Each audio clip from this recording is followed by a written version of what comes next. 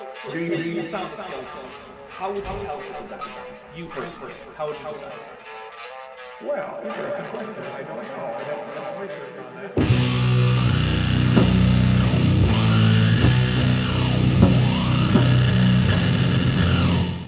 Hey there YouTube, the Dapper Dinosaur here. If you watched my comments video that I did a few weeks ago, you'll probably remember that one of the more popular comment threads was one started by a Johnny A that at the time of that recording had something like 132 replies to it, which is a little bit crazy, but it had been dead for a while. However, yesterday, as of the time of this recording, I was shocked to find it had flared back to life with another 7 or 8 comments. 2 of them were by this chap, Katie Wells. Katie here seems to think that I'm going to be engaging in the comments in a debate, despite having stated explicitly that no, I'm not. So I offered Katie, I said, hey, why don't you send me an email? And we can set up an actual debate. And we can have it on air.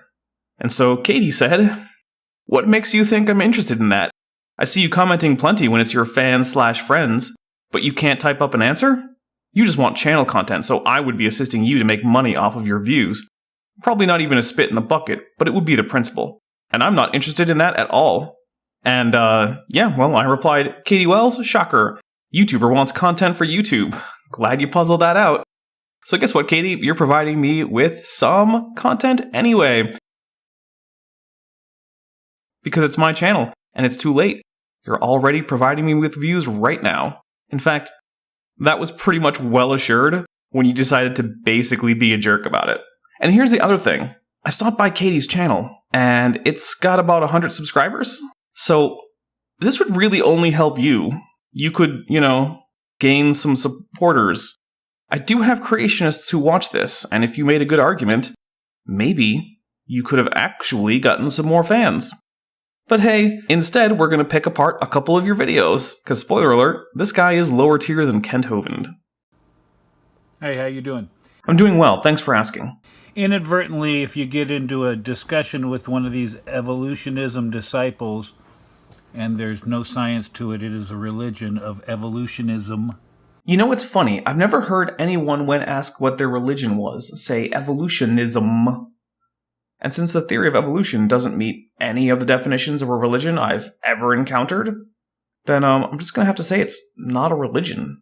Just because you don't like it doesn't make it a religion, although it is interesting as a religious person that you seem to think that religion is a synonym for a bad idea. They will whip out the word abiogenesis and try to say that evolution doesn't cover the origin of life. Wait a minute, are you telling me that people concerned with scientific accuracy will attempt to use the correct terms for technical matters? Oh my goodness. Someone, call the news. This is a big scoop. And they'll try to say that they have no opinion on whether or not life originated from rock. I think what you mean is that most people who are scientifically literate will admit that they don't know how life started from non-life. But they probably have opinions on it, but it's also not the same topic as evolution, so if you bring it up in a conversation about evolution, they'll probably be confused as to why you're being such an idiot. Or not, the evolution doctrine is, the evolutionism doctrine is that life began 4.7 billion years ago or something like that, and when the earth cooled down, the rains rained on the rock, and the rock created chemicals, and the chemicals evolved into life. I don't think that's how anyone who knows what they're talking about would characterize the very first steps in abiogenesis. Rocks don't just create chemicals when they get wet. What does that even mean? And all life comes from that, so you are literally related to rocks. No, that's not how relation works. You're related to things by genetic descent. If things were related because of the origin of the molecules that happen to be in their body at any given time, then you're related to your last meal. So if you just had a burger, that cow is now your ancestor. That's stupid. That's not how anyone thinks anything works. That's not even how you think things work. And then they'll say, well, we don't believe that. That's not what evolutionism teaches. Okay, let's see. Right, because there's no such thing as evolutionism, for one thing, and for second, because nothing teaches that life is descended from rocks. This is Science Magazine, posted back in 2012. It's a little bit older, but you owe your life to rock. I also owe my life to the farmers who raise the plants and animals that I eat. That doesn't mean any current farmers are my ancestors. I feel like reading comprehension isn't your big thing there, Katie. The prolific formation and subsequent erosion of metal-rich granite, such as these eroded rocks in Finland, polished samples in the inset, starting 1.9 billion years ago, set the stage for multicellular life to evolve, a new study. Okay? And you can go ahead and read this all if you want to, but I'm telling you, it says that life came from rocks. You know, Katie, I did read all of it. I went to the website. I know it's weird, because creationists normally don't do things like that, so you're probably not used to people actually taking you up on the offer to read a source. But I do those things. And it's funny, because you're presenting this as a thing about granite being the source of the original life on Earth. But the first paragraph says, "Thank goodness for granite. If not for the formation and subsequent erosion of large quantities of metal-rich granite on a supercontinent that formed billions of years ago, the evolution of multicellular life, including us, could have been stifled or delayed, according to a new study." So this isn't even about abiogenesis. Literally the first sentence in the actual article contradicts your entire point. Katie, you are really bad at this. Let's check this one out. A little more contemporary, January 13th, 2016. This is Smithsonian.com. So anybody that says that it's not science, life and rocks may have co-evolved on Earth.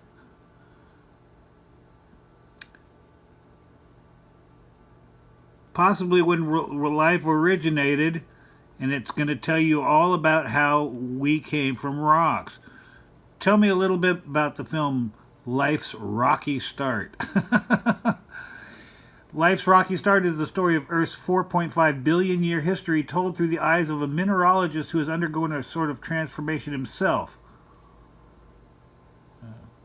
So what are the first minerals in the universe? Right after the Big Bang, things are much too hot, and even after things condensed a little bit, it was only hydrogen and helium gas that made up the bulk of the universe. So everything came from rock. Alright, pause the video right now, go do it, go into the comments and tell me if you think that Katie here has mischaracterized yet another source. Okay, are you back? Did you let me know in the comments? I can tell if you didn't. But anyway, surprise, surprise, Katie has mischaracterized this source as well. Turns out, this article is in fact about how, one, the effects of life on the Earth as a whole have changed the chemical compositions of the various rocks that can form on Earth, and two, how rocks can provide a location for life to form out of chemicals that aren't the rock. So, we're 0 for 2, Katie. You'll get there. I'm sure you'll get one. Discover Magazine. Earth's oldest rocks are revealing life's origins, fueling controversy. Hey, just a quick announcement from Editing Dapper. I just want to take a look at that picture. So, this is the picture in question. And, here's the thing. That's Mars. In fact, down here, at the bottom, that's Hellas Planitia, and this is Huygens crater, and basically they've just expanded it a bit. So we're gonna show that to be the case. So here we go. We're gonna maximize this. We're gonna do a little bit of Blender. Bring up the shader editor. Assign this thing a material. Doesn't really matter. Let's see. Add in a texture. So this is a grayscale height map of Mars. And if I grab it here, you can see that's what we got. Okay, but this is the area we want, because right here, that's Hellas Planitia and Huygens crater, which is what we have centered on this guy, which I'm actually going to move to my other screen so I can use it as a reference. We're going to scale this bit differently. Make it nice and big. Oh, come on. There we go.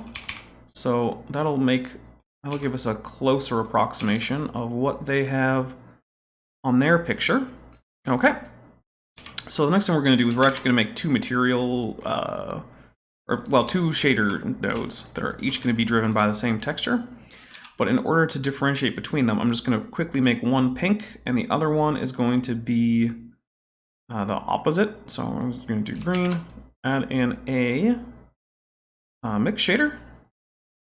Mars texture is controlling which shader we use. We're just going to shade smooth here. Okay. So our next step is going to be to add in a color ramp. Switch it to linear. Oh, sorry, not linear, constant. I meant constant. And then we're going to slide this around. I'm going to change this to non-color, by the way. Oh, come on. So we want most of Huygens crater to be underwater in this. Yep, that's pretty close. I'm gonna rotate this a little bit more. Okay, so that's about what we want. So what we want is the purple is going to be land and the green is going to be water. So what we're going to do is we're going to put the roughness on the water down to about 0.323. We're going to up the roughness on the land just completely. All right, we're next going to add in a bump. All right, so now we've actually got that bump texture in there, and we're going to turn it down a little bit, but that'll be later.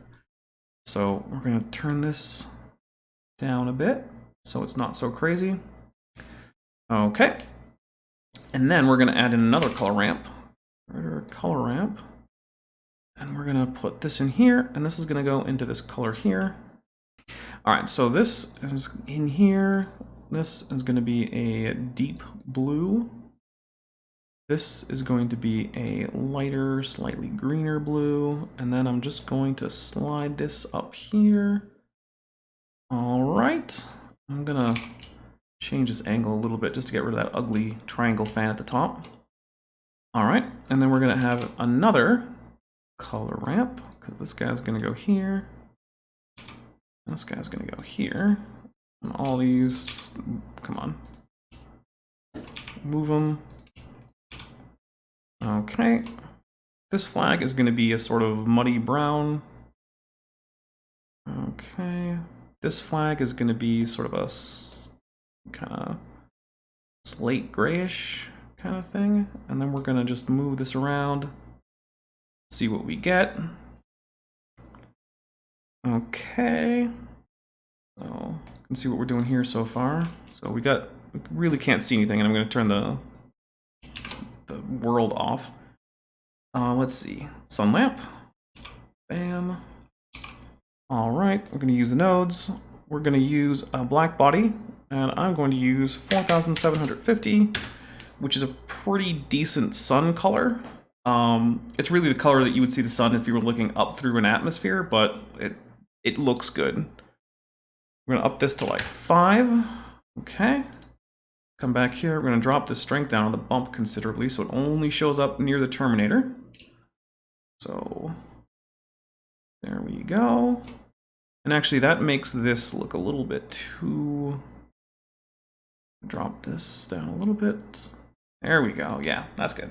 Now I'm only using a 1K texture. NASA has available an 8K texture with that's on a TIFF, which would actually make this much, much nicer. This is just me using like the laziest texture I can find. I just want to show you like how you can make this kind of cool effect using stuff right from NASA. And here we go. We're going to add in another principled shader. We're going to add the atmosphere. So principled, BSDF, another mix shader, put this in here. Just to get the mix right, I'm going to put in an input layer weight facing here. And then I'm just going to shift the blend around until it's about where I want it. Okay, and then give it that sort of bluish green haze that they have. And yeah, there you go. That's an early Earth, I guess, except it's really Mars using really low resolution textures. But yeah, if you do this, you will get your own Mars.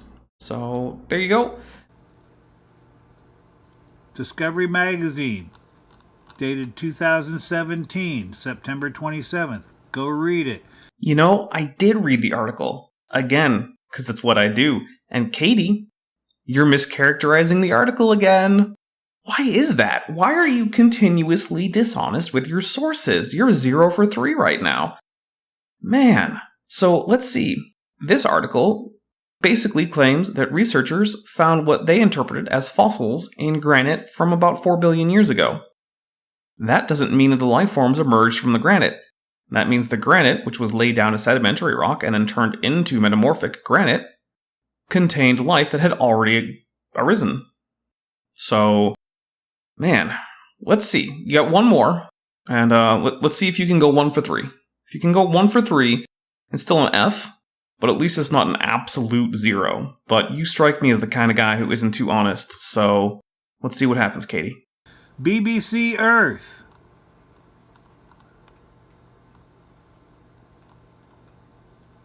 And this one is really in depth. This one is like a course in evolutionism from the beginning to the present. This is posted on Halloween 2016.